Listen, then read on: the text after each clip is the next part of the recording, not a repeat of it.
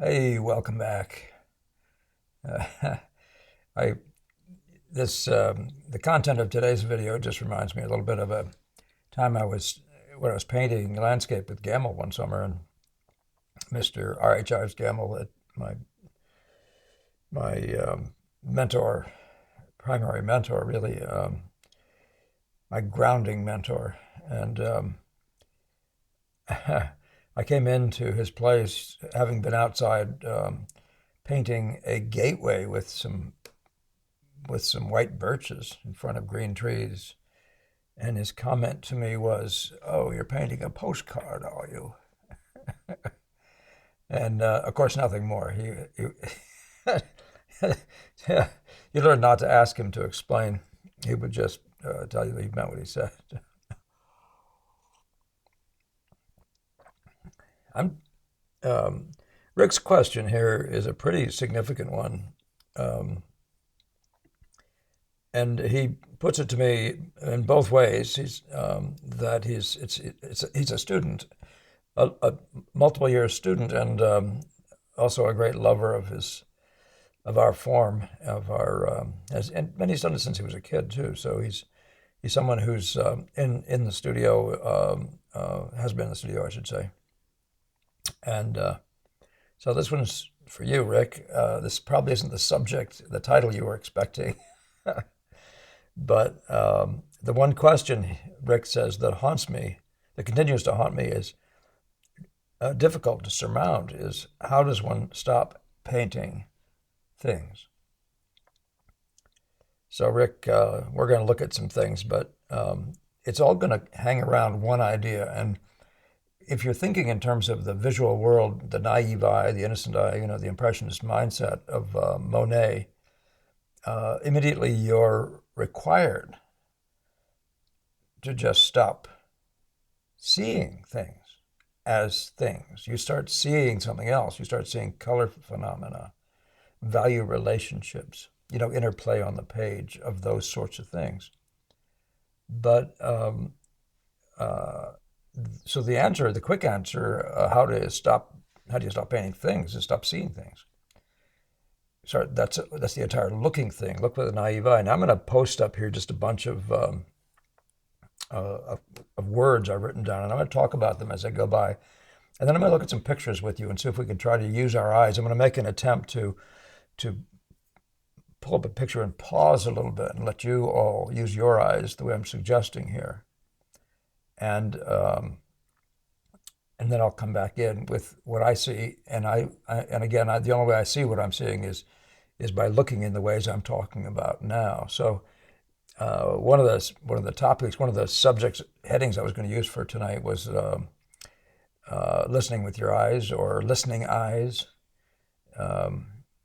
Having eyes they see they see not is sort of an interesting thing. But in the world of painting, as an impressionist, your job, if you're out of the Monet model, which certainly the Boston School was teaching, you are trying to see with that eye that doesn't know what it's seeing as an object in nature, but merely what it does ocularly, what it does to the retina of your eye, how it impresses the retina of your eye.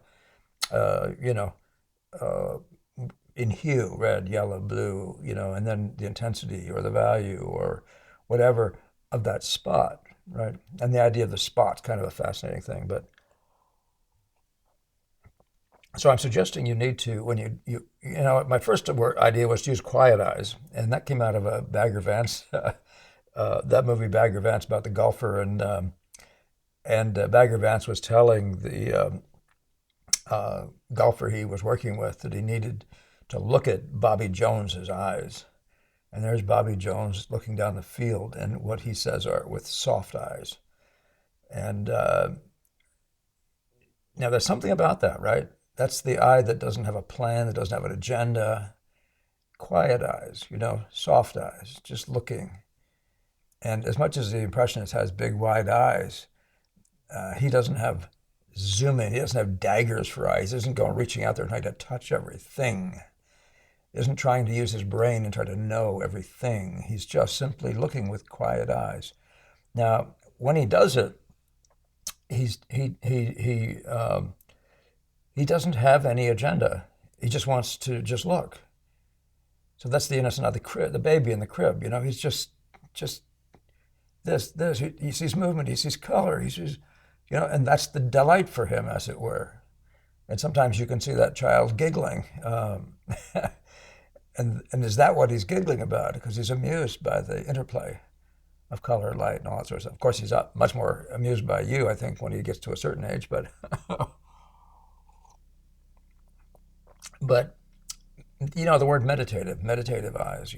So eyes. So that's where I was going to suggest. I think maybe I do somewhere down here about breathing exercises. If you can just go into a calmer state when you see this field before you hear it. Even just looking at the screen, can you get quiet eyes? Can you just let yourself take in the field? No plans, no aggressions, no agendas.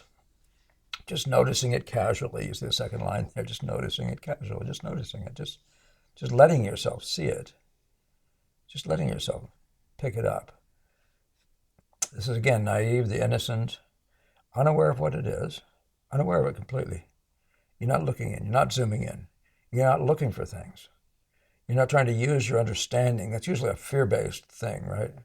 You're trying to use your understanding because you're horrified that that you might not have what it takes to put it down. And of course, you do have what it takes. You have eyes, and you have the whole idea. Ideally, at least, at some point, you have the idea of color, meaning value, chroma, and hue of any spot.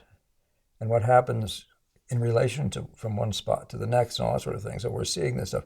Now, one of the other things you need to do is, so my point was don't be grabbing at it, don't be judging what you're seeing, don't try to, if your feelings are involved in a negative way, or even a positive way sometimes, you can't objectively see what you're seeing in front of you. So, but look at it as down toward past the center of this, without ambition, without plans. Don't have an agenda.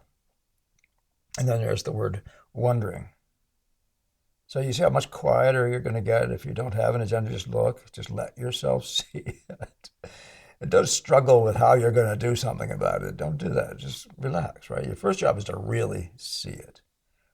And your brain is good enough to find a way, once you've really seen it, as purely visual, purely ocular phenomena, right? So, again, mentioning be aware of your breathing as if you were doing meditating. And just, if you're really in a calm state and you're really quiet-eyed, quiet-souled, quiet-minded, you'll be very aware of just that you're not doing anything else, just breathing. You're not lost, you're there, you're aware. So, and you're now the key here now, of course, is you've got to be aware. You've got to be aware of the whole field, right? The whole field. Now, I'm going to show you some pictures with just rectangles, just photographs. None of those photographs that I'm about to show you are paintings, so not even necessarily cropped reasonably well. I don't know if they are or not. I'm just going to show you what I take in. And some of this is for the purpose of determining whether this is going to be a good picture or not. And but others of it is just to see what's going on, just, well, what's happening here, and not with plans, again, as I said, just with enjoyment, just with the idea of enjoying it, right? Quiet eyes, just take it in, get yourself enjoy it. What is the it, right? It's everything but what it is. It's anything but what you know. It's just color delight, value delight, just interplay of those things across a field, right? So you're aware of the whole, you're aware of nothing in particular, or hard. Now, you're focused, when you're looking at this, you're equally focused. In other words, you're not focused, you're a-focused, but everything can be clearly seen, and you know that if you would zoom in at that, you'd have it, but it's not fuzzy on some parts. That would indicate that you're actually zooming, and you're doing what the camera does. You're coming into one point, or a narrow point, and the rest of it gets fuzzy on the outside edge. Look at it with bigger eyes than that. And if you're quieting your eyes, that's one of the things that will be a result. You'll actually see the field as if it were flat. And equally focused, just simultaneously focused. Everything's like a Vermeer painting, right? So you're letting yourself see it. You're looking flatly, you're not going in, and you're calm, okay? I'm trying to talk you into this, right? You're gonna think I'm crazy, aren't you? But there's so much in the mindset of a painter, though, that this idea of being objective to what you're seeing and getting it's got you've got to. It's not about knowing a whole lot and then applying and pouring all this stuff down on on every subject, and it's more, again, this whole thing is a letting. And even when you go to put down notes, you're actually putting down notes with the idea of watching them and seeing what they're beginning to do. So this is how they relate to each other, for example. Oh, this is Mr. Producer. Mr. Producer, you're looking good. You look exhausted. That was a bit of a climb from what I hear. And of course, the oxygen gets really low, and it's apparently cold up there, huh? A nice sunny day. But look at that jacket. Cool. Cool, excellent. Now, I've really betrayed you, haven't I? We're looking at this instead of looking at a field, we're looking at Mr. Producer, and you all wanting to know Mr. Producer. There's the sign from Mount Kilimanjaro and all that stuff. What a painter does, a painter's about eye music, eye interplay. It's not about, the ocular seer, the guy that's painting what he sees is looking for the data and the interplay of data, right? So if you're looking at this thing quietly, and one thing you might do if you don't do this real close to yourself, push it away some, push it back away. I should push my own further away, but I don't dare do it for you. I was going to say do it with that double fingers in there, but I better not. But so if you're looking quietly at this thing, notice what you take in. It's not a person, right? So you might take in orange, the orange jacket, and you might be pleasantly entertained by the way the orange plays to some of that yellow up there, the congratulations orange up there. And then you see the other yellow or one above it, and you begin to see, oh, look at that. Look at that movement from orange into less orange into yellow. And you begin to see, huh. Now don't get any ambitions about it. Just look at that. Isn't that cool? And you think, well, then what's the blue thing? Look at his jacket. He's got blue in there. And you're quiet. That's interesting, blue. Look at the blue. And then all of a sudden, if you're taking it quietly and you're not start to look around with your focal, just keep your eyes out of it. You keep your action eyes out of it, okay? Just let yourself take in the whole. And before you know it, you'll be picking up the very top of the sky. And you'll see a movement. Do you see the movement? From the redder blue down below to the very high, to the blue way up high that's fairly similar to it, but a step away, and then moving down through the lights, from the darkest blue all the way through. Look at that. Notice it in a way of engaging it and feeling what's to like about it, or what's interesting about it, but it's just data. It's just interplay of data. It just happens that things that are like each other correspond. There's correspondences happening out here. One of the easy correspondences, if you're quiet-eyed, there's those white spots. The two posts just stick up crazy like. And if you're quiet, you'll pick up the rocks down to the left and rocks down to the right. And those angles of those rocks, that one down right there is actually a stick-like shape. And then the two sticks of the post and the rocks and the rock spots. And you're seeing a transition from really bright posts to the right one that's less bright. And then the rocks are getting weaker and weaker, and they're weaker as they go away. Even his jacket seems to have something on it that's in the class of those gashes, right? The two lines on the jacket have those gashes in. Can you just be quiet like that and just look at it, take it in, take it in? If you're doing it, you might even begin to see some of those blues scattered through the hillside there. And you're going to see, if you're being nice and quiet, you've already seen, before I even talk about it, you're going to have seen the blacks. Look at the dark blacks of the legs, of the signs, of the rock shadows, whatever those are down below there. Not that we want to know what they are, but I'm putting words to it, okay? And what you're going to notice about them is notice what they do, how they play into each other, how they look together. Painters are always using their eyes, looking for the beauty, right? Looking for the engagement of these notes. But you can see what the class of stuff is that we see. You could look at the visual order stuff. You could look at the power popping stuff way up in the upper part of this picture. These guys here just jumping off the page, and notice the interplay of guys rather like that. The other ones going poppity poppity pop, and notice how that works. Are we dealing with the world of hard edges everywhere? Is there anything fascinating about that? Contrast is our contrast movement. And I'm not saying these things meaning I'm looking for them, but that's our world. Once you become familiar with the visual world, the data you'll be noticing will be visual data.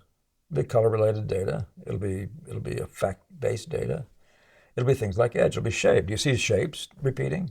One of the things I like about this thing is the character, Mr. Producer there, head and shoulders, right? And there, look at the thing above him. It's the whole head, and the mountain is the shoulders. These parallelisms are fascinating. Even the left and right corners down here are creating a parallelism here, like a mountain of its own. So so it goes, right? The bar-like shapes, the bar shapes, the blacks. Notice the bars and the interplay of bars. Now, if you're Degas, that's what you're totally on top of, right? Anyway. So is that the content of our world? If there's any form out there, you're going to see it. It's texture. Look at the sky, how smooth the sky is, quietly looking. And then there's the whole thing here through here is textural. And then this is a little less so. There's like step down of smooth to textural to less textural, right? But you can say the same thing with roundness, just the pure roundness of post, right? And Mr. Producer, represents a roundness. And so there's three of these tubular roundnesses where you want to talk about arms, and you start noticing these forms as in the interplay of form. All I'm trying to do is, if I'm busy looking at the man, I won't see this. And this is all there is to paint. This is all there is that we can make stuff out of. It's color relations, if you follow what I'm saying. But I'm going to suggest to you, and this is me going out on the limb that I live on, and that is the music in painting isn't the subject, right? Some people be amused by your subject, some people be intimidated by your subject. But if the interplay of the data, visual data, is good, is entertaining, is engaging, is interesting, and then again, if it's interesting and it hangs together, you've got a pretty significant world pictorially, right? Thank you for letting me do that, Mr. I like to notice the gray of the green gray of his hat. It's interesting, but still, it's a gray, and it's a formy, roundy one. It resembles the mountain in some way. Whatever, but you go beyond that. But I don't go looking for these. I quietly sit, and they come to me, right? They come to me. Even these dips and folds through here, resembling this. You see these guys? These are systems. These are a purely abstract beauty. And either they're playing games that are beautiful, or they could be adjusted a little until they are. That's where you have to watch yourself, you aggressive young guys. Let's take a look at this one. Now, I'm not going to talk about this one I'm going to give you about 30 seconds, okay? I want you to quiet your eyes, give yourself a chance to look at this as a non-object. We don't know what this stuff is. So if we don't know what it is, then what is it, right? Can we still make it if we don't know what it is? According to whoever wrote the Left Side of the Brain book, Drawing Left Side of the Brain, there was enough science surrounding that thinking to know that if you don't know what it is, you probably can make it more accurately. And there's a certainty about that in our world. But more than that, you're going to make it more visually true. You're going to make it more entertaining. You're going to see things that people don't see. The fun in a picture isn't that it is something. That, by the way, when we were young, that was something. It was a cool thing to make a thing look round, to make a thing look like it was really there. We could fool ourselves, and it was very nice. But that doesn't last very long. That's the material man, it's animal. But then all of a sudden you start having eyes, right? So if you're sitting here quietly, what are you seeing? What are you seeing? I pick up so many interesting things. I'm picking up these lines moving across here, moving across here, moving across here, moving across here. And I'm picking up that they're parallel. They're long and they're parallel. And they're little ones that are sharper edged.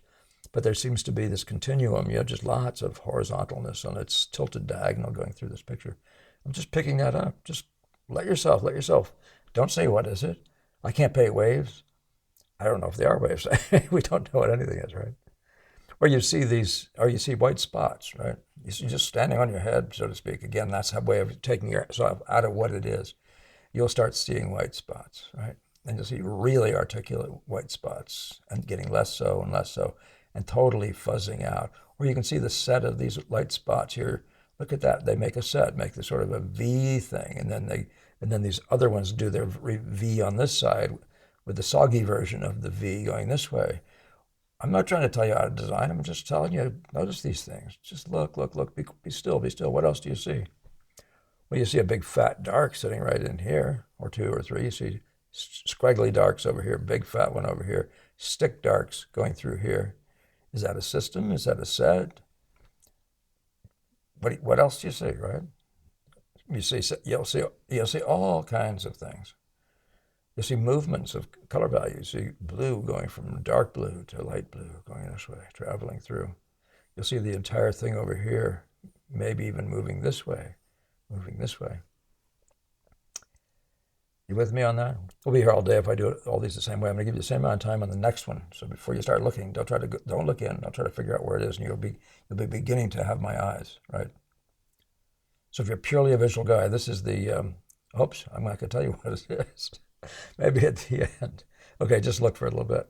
Let yourself see things. Let yourself take big eyes. Take the thing in as a whole, and don't zoom on anything. Just let yourself, I don't know, be merged into this thing and start. I don't know. Would I be as silly as to say try to be one with it? What begins to happen?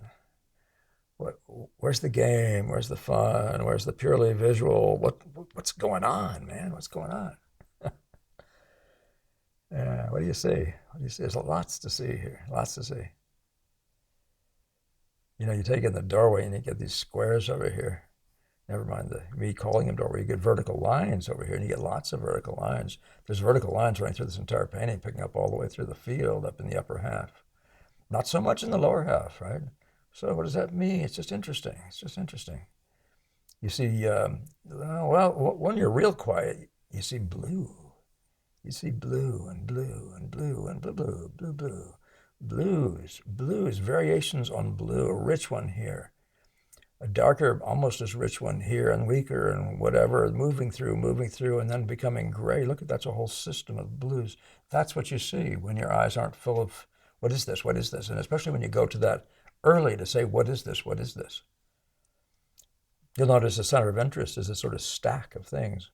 And immediately my eye picked up that this thing is like a sideways stack of things. It's really weird. By the way, I don't know what any of that stuff is, but there's a correspondence, there's a correlation.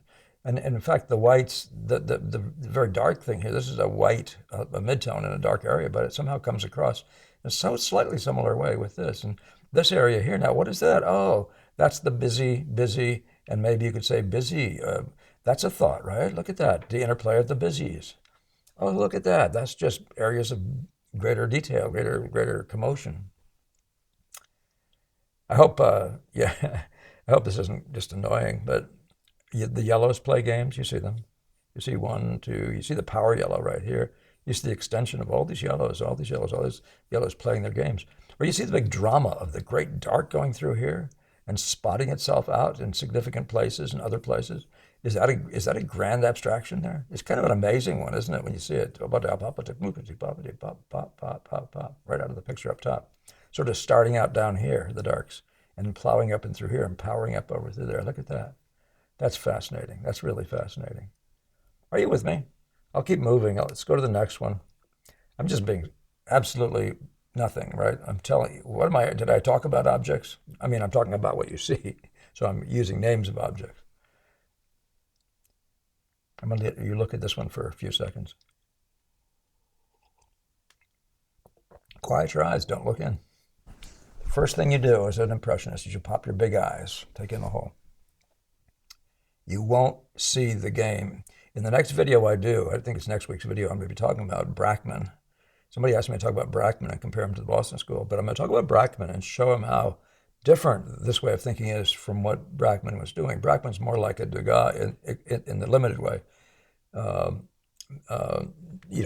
Making pictures via the outline, so to speak, of objects, piecemeal, one thing at a time, and pieced in, like an imaginative painter, like an illustrator might do. The impressionist looks differently. Have your quiet eyes found anything of fascination here? It doesn't matter what you see first. Wouldn't matter. You could see something, you might just see the darks. You might just say, here's a big old dark here and talking to these darks over here. And yeah, doesn't grab me particularly, but there it is. That's a set of dark darks. What else do we see?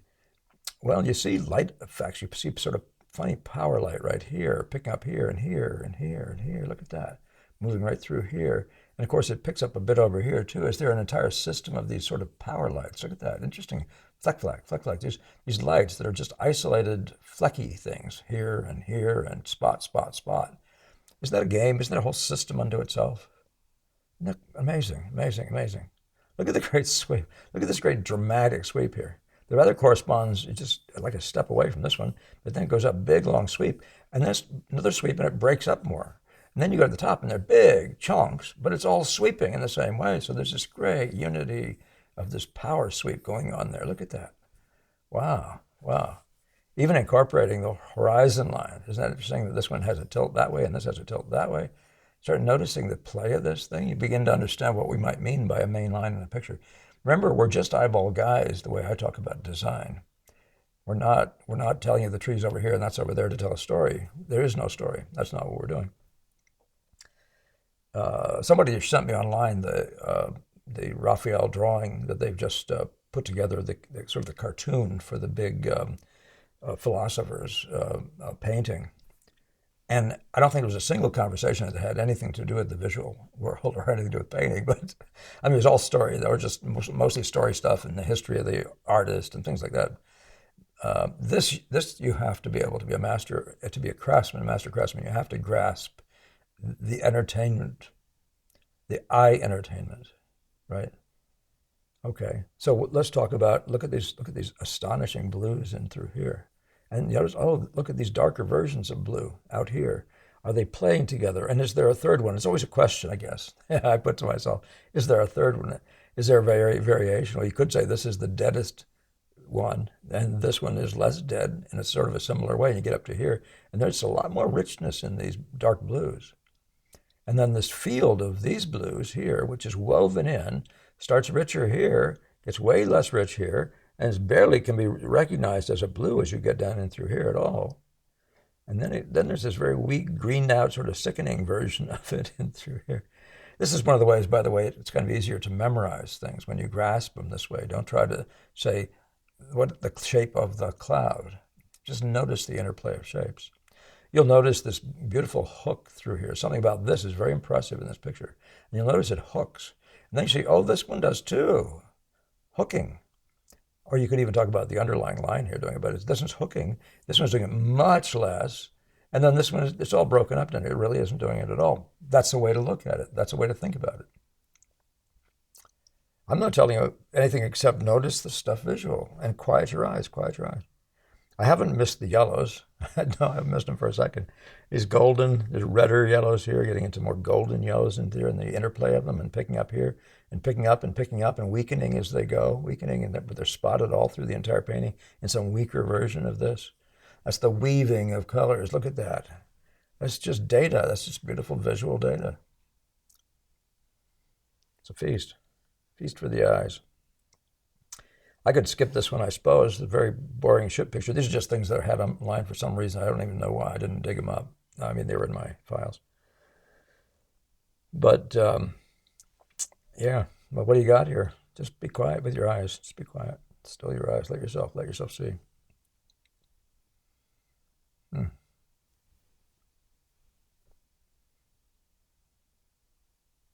Pick up a few things. Pick up some conversations. Keep your eyes big. Don't be looking in. Don't look at one thing because you won't be able to see the field.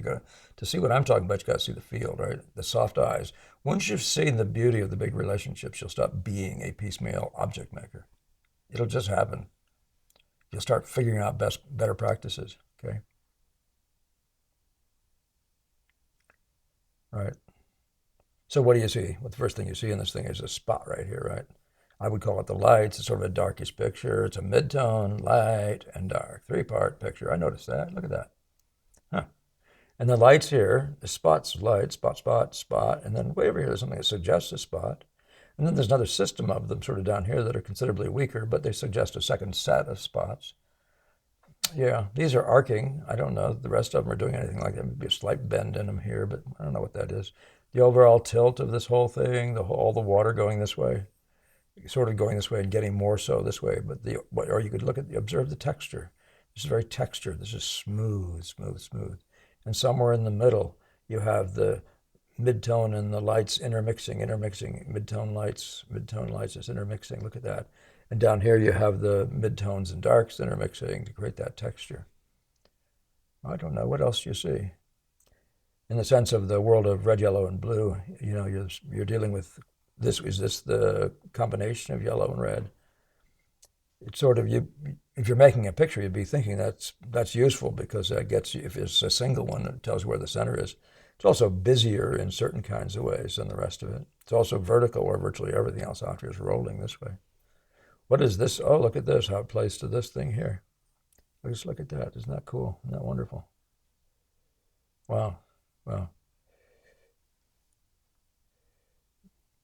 This is a version kind of the same thing, but what do you see when you look at that one? You see what I'm doing, don't you? I mean, I don't have to keep doing this. I better check and see how we're doing in time. I got to get out of this, yes. But you follow that we're just letting ourselves see this, wondering. Maybe I shouldn't say anything more about this. Is there another one?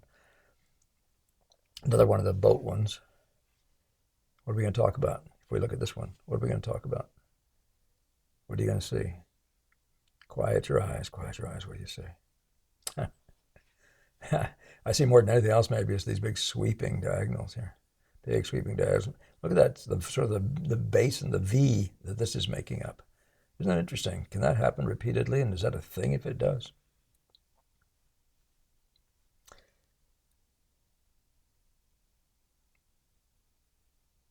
Interesting to notice this is people sometimes worry about having,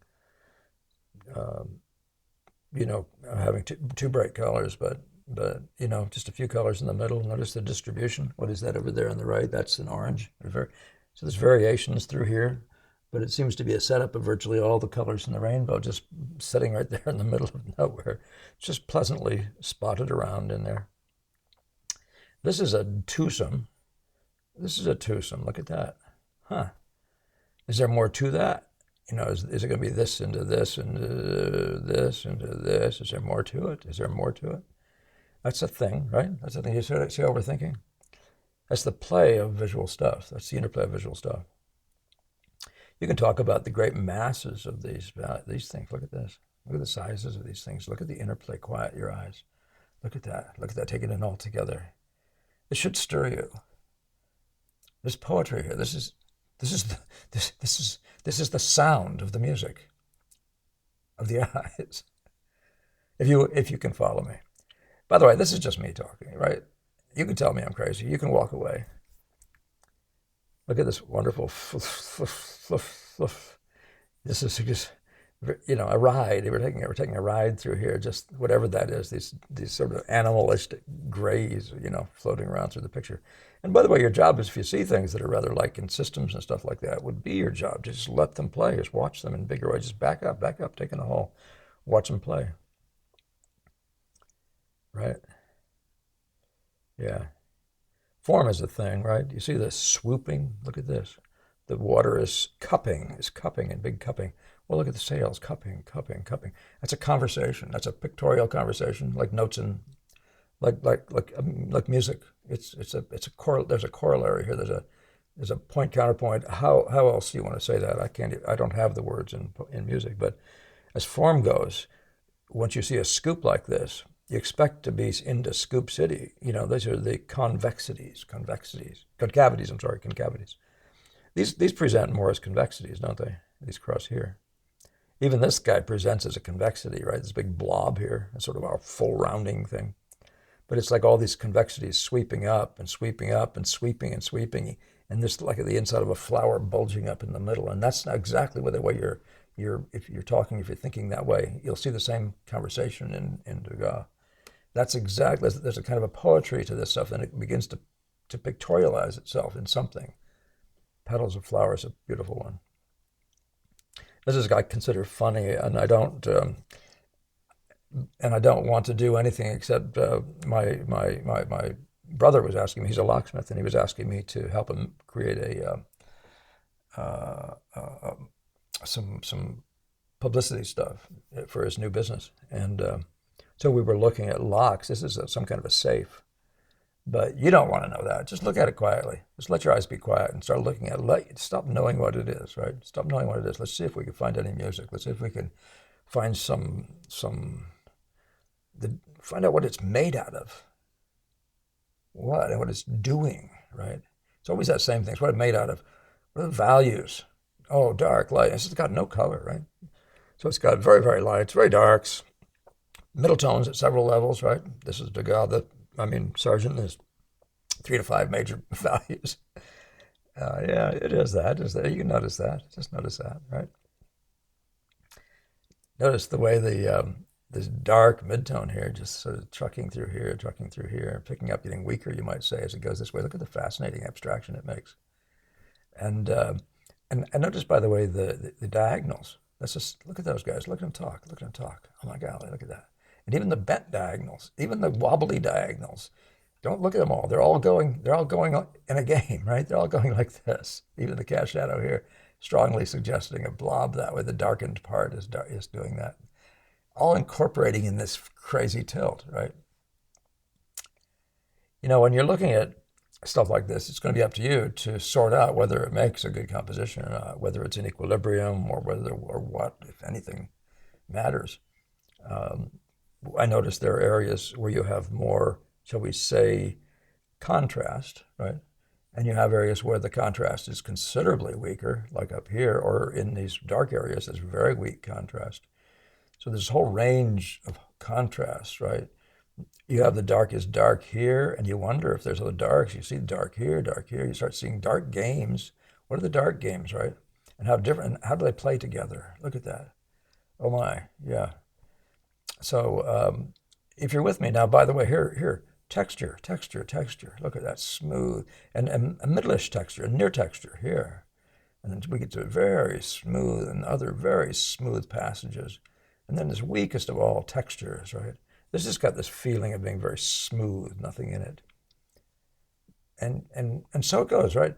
And there's the busyness of this area. This is an organic kind of busyness that's sort of just the shapiness is like, like human shapes.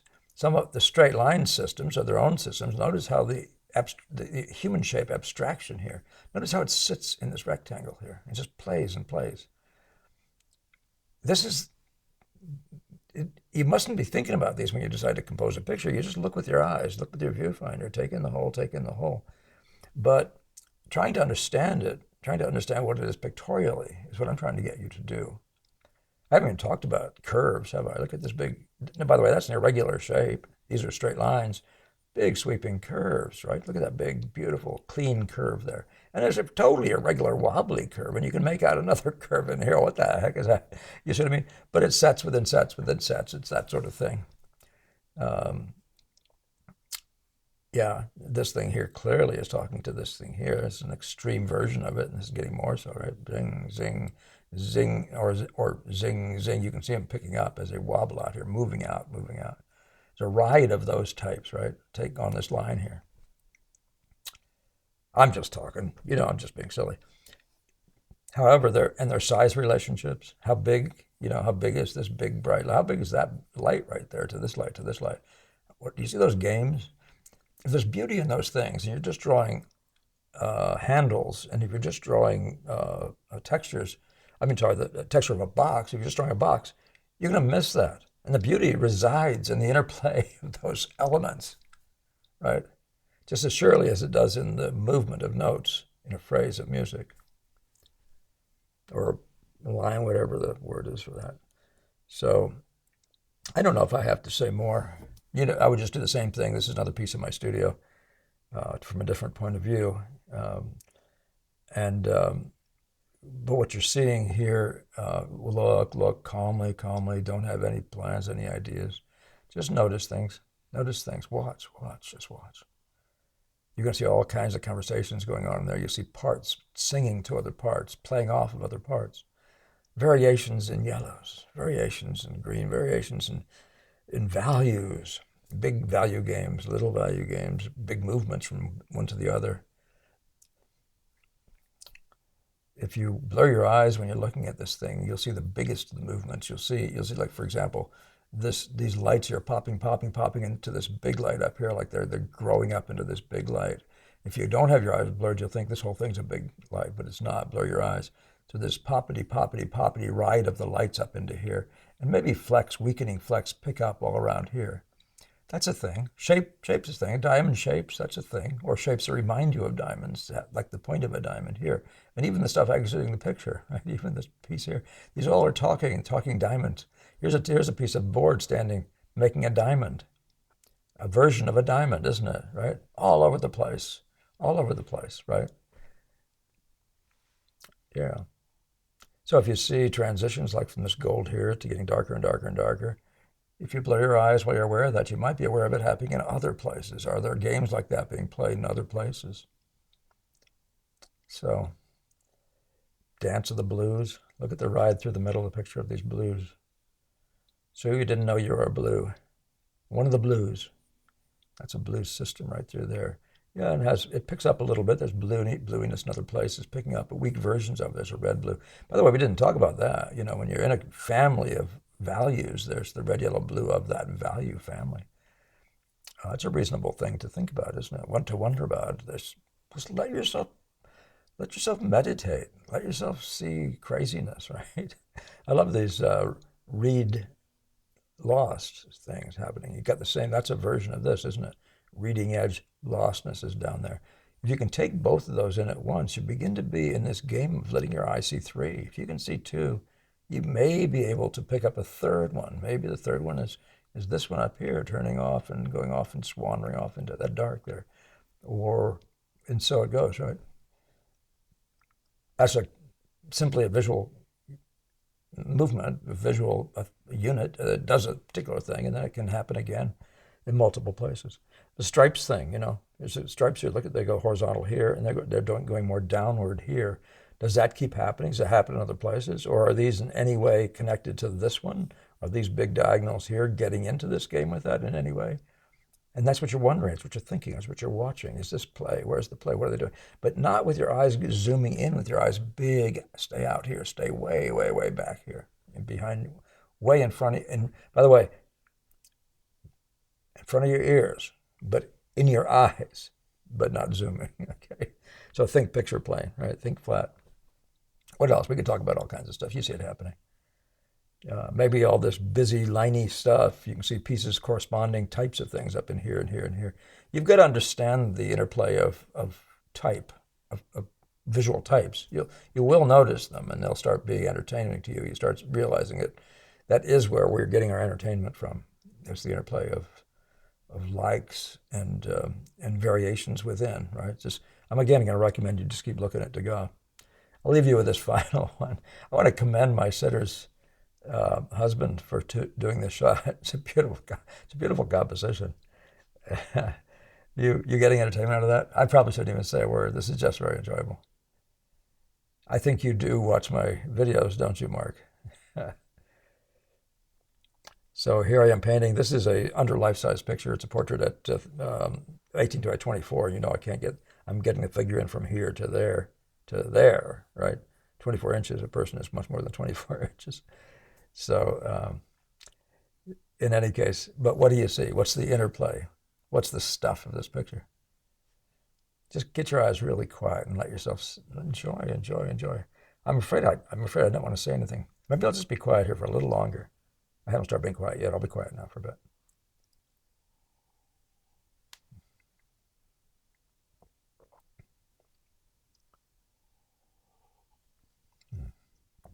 That hat is because of the glare off my glasses. I have to do that.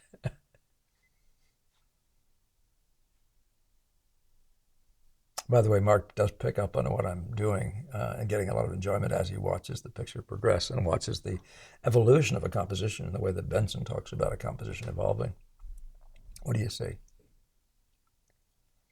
Sometimes when I'm looking at a field of color, I just look at the strongest things, whatever grabs my eye the most.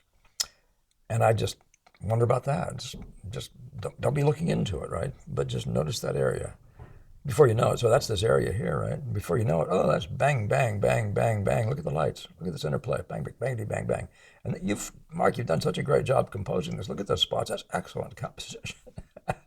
That's beautiful spotting. We call that spotting, right? By the way, it helps to know these words when you're trying to feel this out. But if you just understand, which the world of stuff, visual, and it naturally plays. There's different sizes. There are different types of things. I mean, the darks aren't the lights, or the things like here. There's a whole series of tilts. Here's me tilting this way, right? You can see the whole picture is rather tilting. Look at that chair's part back here, and here's the chair again. And the overall thing is just, you see this movement repeatedly happening this way, right? Just repeatedly happening that way. And you could even feel the great drama of me getting to a middler thing with me and her and the thing, and then to the smaller. You see this great size movement through here. Look at that. You just pick those up, right? Well, I kind of get a kick out of the hand thing. The busies over here, and then the relatively busies here. This thing about busies is a rather significant thing, isn't it? You begin to see it with me? Are you watching me? Because this is interplay. This is interplay of stuff and things that are like each other. Your eye will see an apple in a picture and immediately will see the other apple. I've experimented with that. I know it's true. And so I learned to put an apple and an onion together. If I wanted to have got this apple group and I've gotten myself to this apple and I want to move it along, I'll put an onion there before the eye will grab the onion. Now that's just stuff. That's not color stuff. That's just things and stuff, right? So people, naturally, there's head to head to head. We see 3 round blobs sort of mentally moving through there. Whatever. You also see the colors, right? You see the color. You see this rich red here, and you pick it up here and here and here and here. You see all these rich reds and that very, very dark version of these rich reds dancing around through this picture in various places. And you see the interplay of the blues. Look at them play. Look at them play. Mark, good job. Good job. You go right to the front of the class. Here's a big, beautiful abstraction. Look at this. The richer blues, they have their own little system here. Look at this stuff down here, into this stuff over here, into this stuff over here. Look at that.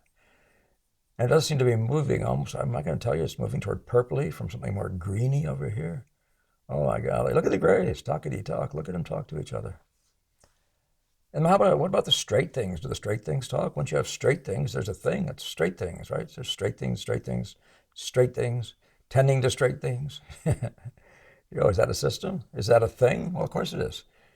And everything in a picture it needs to have a correspondence to something else in the picture. Now, not to a total degree, right? But there's an essential degree of that. And if a thing is strong and important in a picture, strong and important to the eye, grabbing the eye, presumably it's a participant in a much greater thing than itself, right?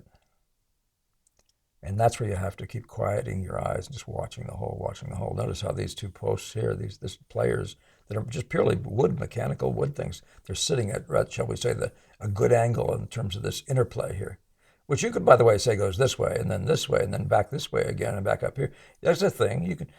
The interplay, the line, the big movements of the whole thing is going this way, and you can call this the counter line if you like, and it's a variable one. It doesn't have to be perfectly even.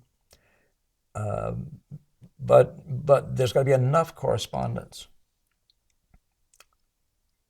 Yeah. Isn't that fun? Well done, Mark. Well done. All right. I don't know. I could talk about other stuff. We could talk about simply the darks themselves. We could talk about that. But you know where we're going. I like these dark, sticky things here, and then these fat sticks over here, right? This is, by the way, this is entertainment value. This is amusement. This is fascinating. It's like when we were kids, we called the monkeys and the elephants. You hear these big booms, and then you hear ding, ding, ding, ding, ding. When we were kids and driving a long distance to visit relatives, we'd be going from Colorado to Wisconsin, and in the car, sometimes, especially at night, my dad would play classical music. And it was very satisfying, very delightful. You ask him what it was, he says, that's the monkeys and the elephants. So, but getting our world right, quiet your eyes and don't be greedy for the person, the realism, all that stuff. Stop, stop, stop. This is before that, right? And this needs to own you. It needs to possess you. And then, of course, this isn't a simple answer, Rick, to your question about how do you overcome it, but it introduces you, I think, to what's there for you if you'll just let go of things and stuff and your aggressive plans for this world, and just become a quiet listener, quiet meditator. Just, can you hear it? Can you hear it? Wordsworth in the woods. Can you hear it? Hey, see you next time. Thank you all for your subscriptions and your sharing, comments. Really appreciate it. Hope to get together with you live one of these days soon. Again, it's getting a little bit long since we did that. But in any case, wish you well and have a great week. See you next time. Okay.